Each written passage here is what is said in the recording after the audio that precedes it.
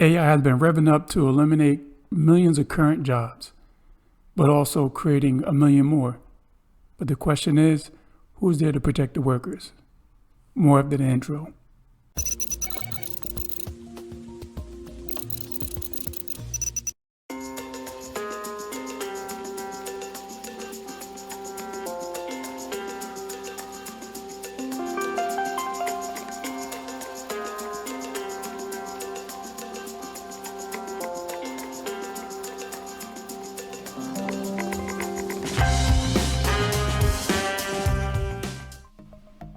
What's going on? This is Markie. Welcome to my channel, Online Certification Courses.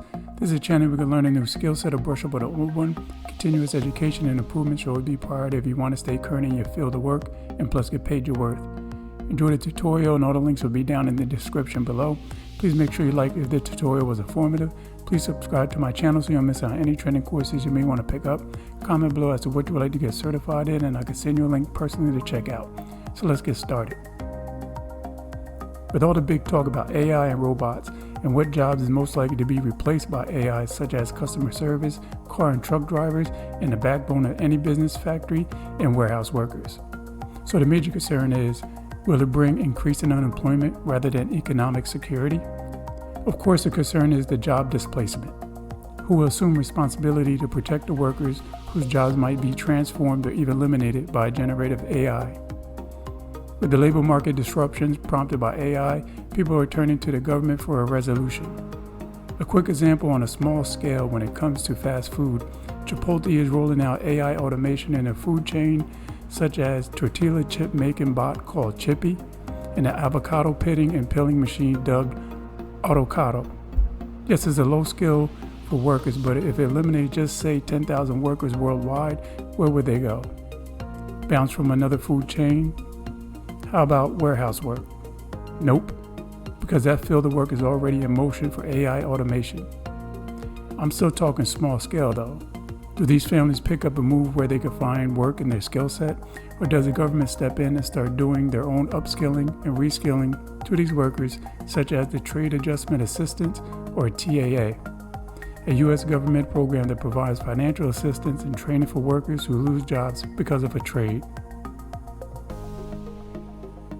Historically, when automation has led to job loss, the economic impact has tended to be offset by the creation of new jobs. Justin Phelps, 41, stated, "It's definitely scary." A customer service worker in Pittsburgh who has worked for Verizon Fios for nearly 12 years, he feels that employers have not been entirely upfront with their workers about the way they are incorporating generative AI into customer support roles. He said it's definitely taken our work. To get on board with the AI automation, you will need to be certified in machine learning and in the avenue of robot assembly plans or in the field of robotic process automation, in which I will have those links down below. Since machine learning engineers must design and oversee AI systems while AI ethics specialists ensure AI is deployed responsibly.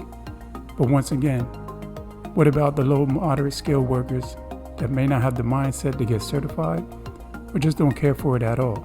They want to stay in the blue-collar field of work. There can still be some glimmer of hope since AI, as of now, won't be able to take on such projects such as teachers.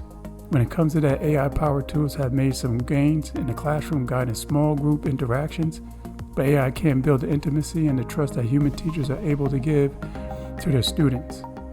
Human teachers may also be more equipped to resolve arguments, reach out to students, parents, and handle other complex social interactions.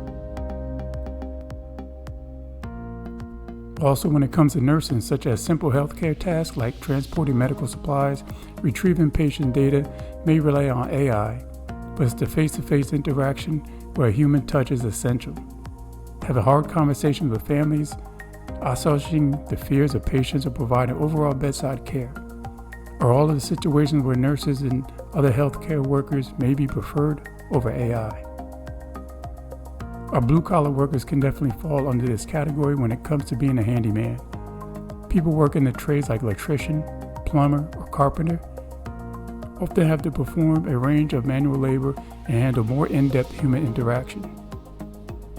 Two things, fortunately, AI doesn't excel at. Plumber, for example, had to demonstrate excellent eye-hand coordination to handle different appliances while displaying the soft skills needed to work with residents to resolve issues when relevant.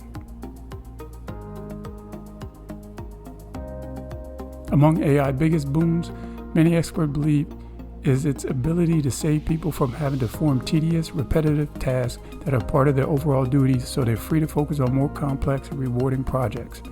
So they pretty much get redirected to things that are much more productive. So if all else fails in this new world of AI, there's always finding a niche to get into and start working for yourself. Many thanks for taking some time to check out my tutorial. All the links will be in the description below. Please subscribe so you don't miss out on any training certification courses you may want to pick up. Comment below done, and I'll reply back. You can check me out on Facebook under Markie Williams, and there I also have an online certification page where you can like and follow as well. Please make sure you check out these certification courses as well that's floating around right here. Always remember to get paid your worth. Many thanks. Markie, I'm out.